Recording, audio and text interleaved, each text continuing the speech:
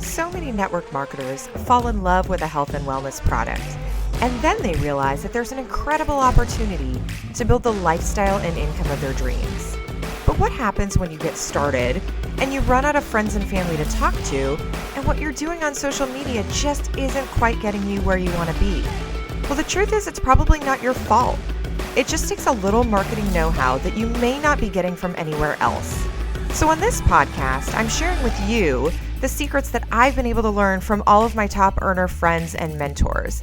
I'm pulling back the curtain on exactly what it takes to get people excited about the wellness products that you have to offer, to help people improve their lives, and to get you to the rank that you want to be at. My name is Soraya Goddard, and this is Secrets to Marketing Your Wellness MLM.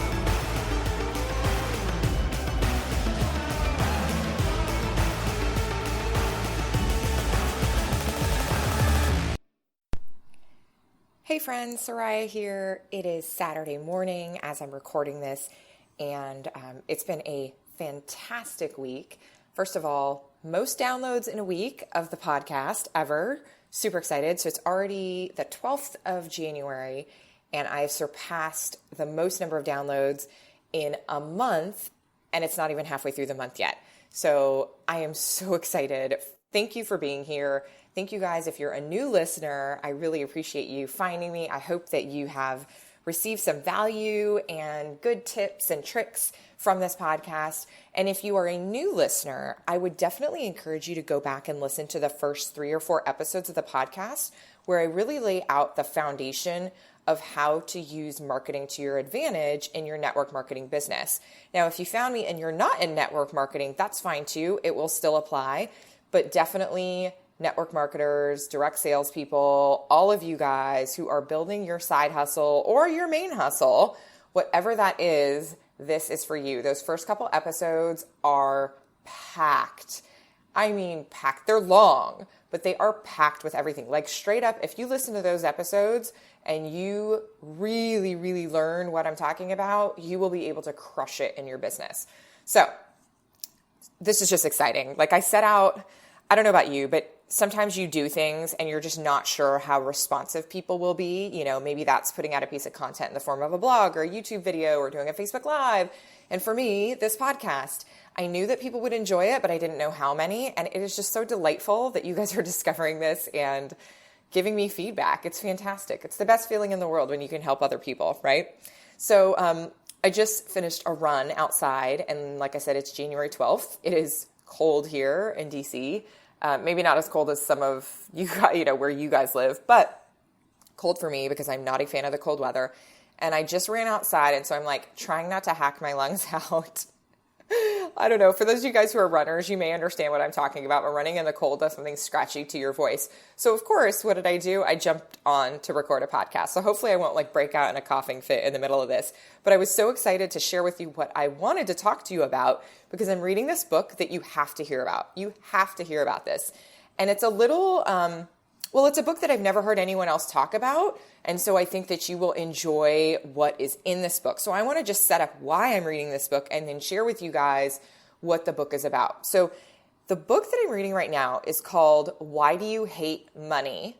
A Fitness Marketing Guide to Create Content That Kills, Craft Copy That Converts, and Master the Science of Selling Without Selling Out. Okay.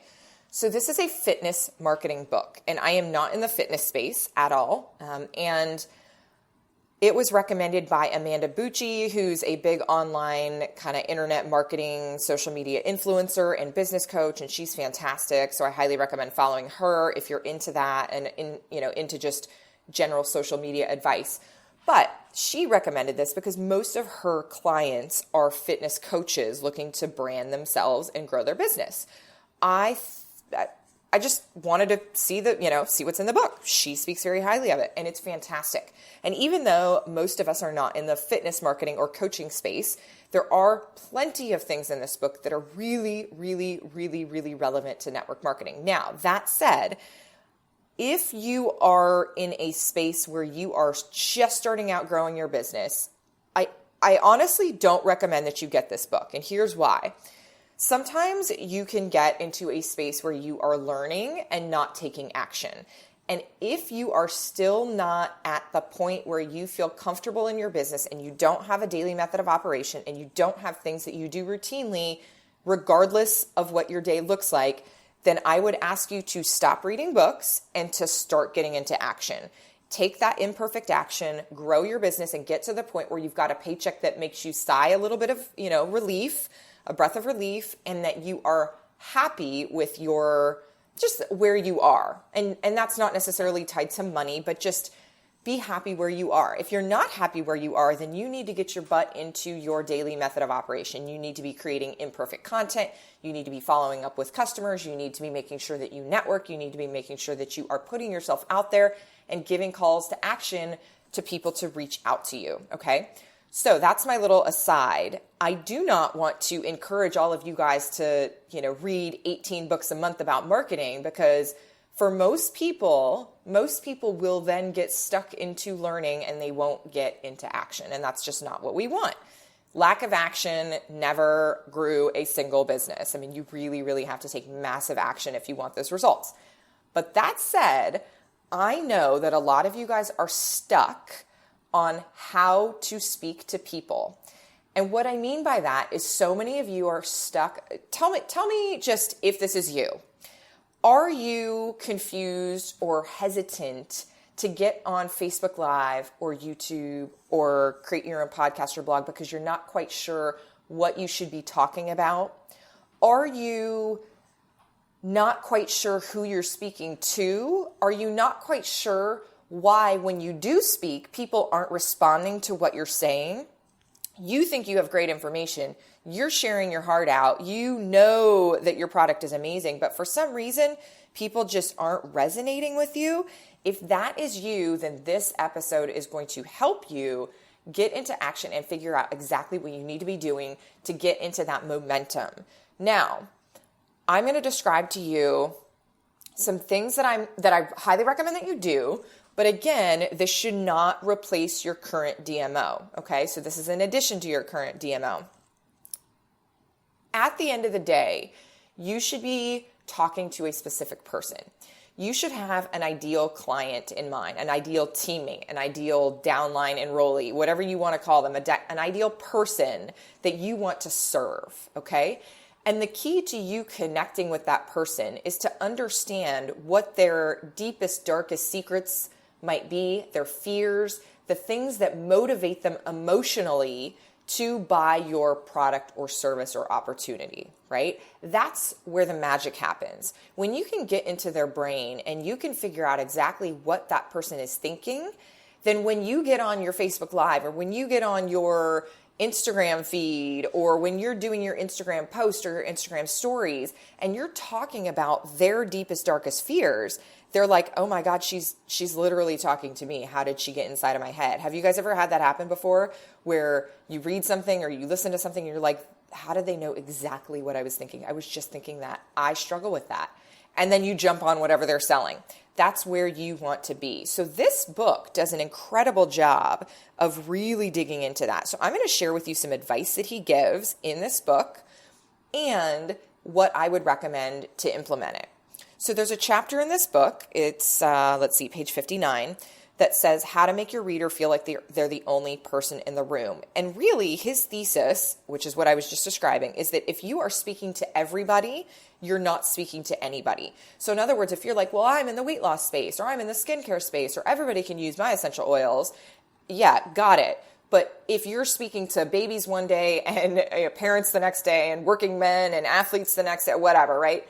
You're not finding that message that will resonate with one specific person, because even though someone might, it just won't be good for you long term. You need to have a person in your head, name that person, picture what they're doing, figure out what their lifestyle is. Often it is a person, like the person that you want to be speaking to is you before you found your product, right? It is someone who is probably similar to you, who has the same fears and same thoughts as you before you found what you're into. But the problem is, now you know too much. Now you know the ingredients of what's in your products, and now you know what the culture of the company is like. And you're like, dude, I'm on the other side and everybody should be over here, right? Everybody should be with me. How come they don't see what I see? It's because you have what we call the curse of knowledge, and you can't possibly go back and unknow what you know now and get to a point where you are tapping into those fears again, because you're beyond that. And I know some of you are like, no, I totally have been there and I know exactly what is going on. But I promise you, if you go through this process that I'm going to describe to you right now, you will be blown away. I'm actually going through this right now. I'll get into that in a second. Okay. So how to make your reader or person, your consumer of your content, feel like they're the only person in the room.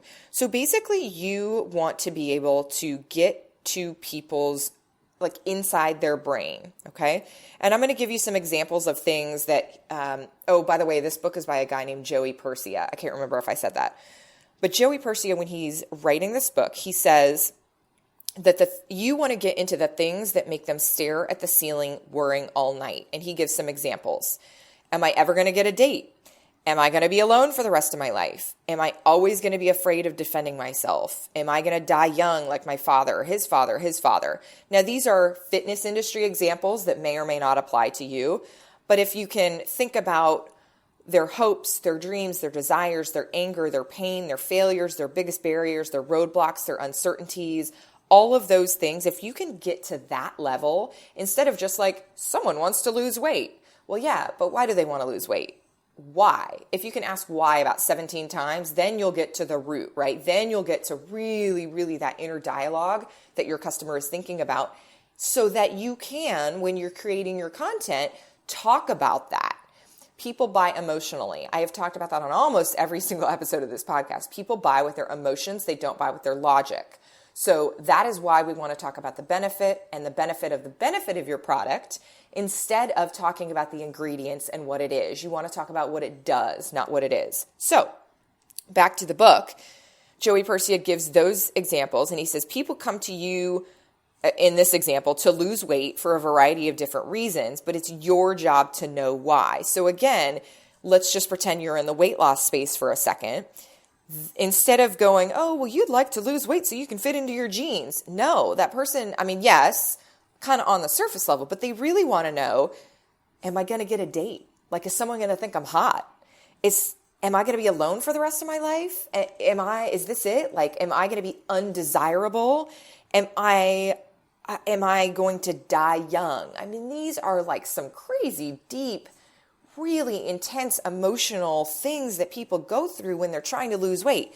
If you're not in the weight loss space, there are things that are similar in your space, whatever that may be. Now, if you're sitting there going, well, I sell weight loss stuff and I sell skincare stuff and my company has energy drinks and blah, blah, blah, like on and on and on and on. Okay, fine. Got it. Don't get caught overthinking that, right? You're making it way too complicated and way too messy. Pick your flagship product or the thing that you really know that is something you are passionate about, and then find someone in your ideal customer should be someone who could use that product. Okay. I had someone reach out to me the other day, sweet, sweet friend, who said, I am targeting millennials and grandparents. And I'm like, oh no, honey, no. You cannot target both millennials and grandparents at the same time. That does not make any sense, because the problems of those two target markets could not be more different, right? Could not be more different. So the inner thoughts that keep the millennial up at night are not the same thoughts that keep grandparents up at night. So pick one and go for it, okay? Now, how do you figure out what these questions are for your ideal person, your ideal teammate, your ideal business partner? You have to do some market research. Now, most of you will not do this. Most of you will not do this. You'll say, I already know. I'm just going to skip this. And you will be missing out on sales. Straight up. You're going to be missing out. This is the process that I'm in right now, and it is mind-blowing. I sat down the other day to interview a friend who is not a part of my team, not a customer, anything like that, and it blew my mind. You guys, for those of you who are hungry, separate yourself out from the people who are just mildly interested in growing their business. If you are hungry, you need to do some market research. And I'm going to share with you exactly how to do that. This market research is going to give you the answers to the questions that people are thinking about. And now let me just share with you a little bit from the book. So Mr. Persia says that surface level answer, this is an exact quote from the book. Surface level answers are when people answer questions but are timid, shy, and in fear that they're going to either offend someone or be judged when they tell the truth of what they want. So the answers that they give, so they give answers they think are politically correct or answers that you want to hear. We need more. You can do a few in-person or video interviews that have people open up a bit more so you can get to the juicy stuff. This is where you're able to dig deeper and find out why. Okay, that right there is worth everything. Like, I think the book was $14 or something. That was worth it. Market research. So what I want you to do is I want you to find 3 people that are not clients, that are not teammates, that have not bought product from you, okay? And I want you to ask them, reach out to them and say, hey, I adore you, I respect you, I am not trying to sell you anything. Can I take you to coffee or can I get you on FaceTime? And would you be so kind as to give me a half hour of your time so that I can ask you some questions? I'm trying to do some market research and I would love to be able to just pick your brain on some things. I'm not trying to sell you anything at all. I just really would like some assistance or whatever, right? Ask them that. And most people would, if they're friends, they'll probably say yes. So find 3 people. Okay. Now these would be 3 people that you think could benefit from your product, but for whatever reason, they're just not into it. They're just not into it. Okay. And you're going to go through a series of 7 questions with them. Okay. 7 questions. And I'm going to give you these questions. You can mark the time in the podcast right here. If you're driving, figure out what point in the podcast this is, mark the time so that you can come back and take notes on this. Okay. Copy these questions down. These are the 7 questions that you can ask yourself or your prospect to dive deep into their human psyche and return home with the gold that will sell itself. That is straight from the book. Okay, you guys ready? These are in the book. They're amazing. They're so good. Number 1, what pisses them off when they see or hear? Number 2, what do they wish would happen more than anything? Number 3, what has to happen for them to feel good about buying? What has to happen for them to feel good about buying? Number 4, what are they afraid is going to happen if they do say yes? Oh, that is so good. What are they afraid is going to happen if they do say yes? Number 5, what gives them anxiety when they go to bed or wake up? Number 6, what are they afraid will happen if they continue down the path that they're on? And number 7, what has happened when they've tried to fix this before? Oh my God, those are so good. So good. So let's say you're in I'll just continue with the weight loss space example because it's what I've been talking about. By the way, I'm not in weight loss. If you could find 3 or 4 people that have complained to you before that they want to lose weight, but for whatever reason, they haven't bought your weight loss products. The same would go people who are frustrated with the way that their skin looks, but for whatever reason, they haven't bought your skincare. People who are frustrated with the lack of sleep they're getting, but they haven't bought your sleep stuff, right? Whatever that is, find a couple people, ask them to interview them, and then go through these questions. I'm going to go through them one more time, and you guys can write them down and then do this, and then just listen to the answers because that is the language that you will need to be using in your content. Ready? One more time, the list of questions. What pisses them off when they see or hear? And what that question really means is what fires them up about this issue, their skin, or when they hear skincare ads or things like that, right? What fires them up about how they feel about their weight loss and when they see people pitching weight loss? Number 2, what do they wish would happen more than anything?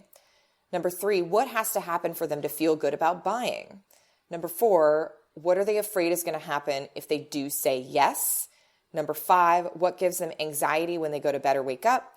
Number 6, what are they afraid will happen if they continue down the path that they are on? And number 7, what has happened when they've tried to fix this before? Then, once you have the answers, you now have Well, if you've actually gone through 3 or 4 people, you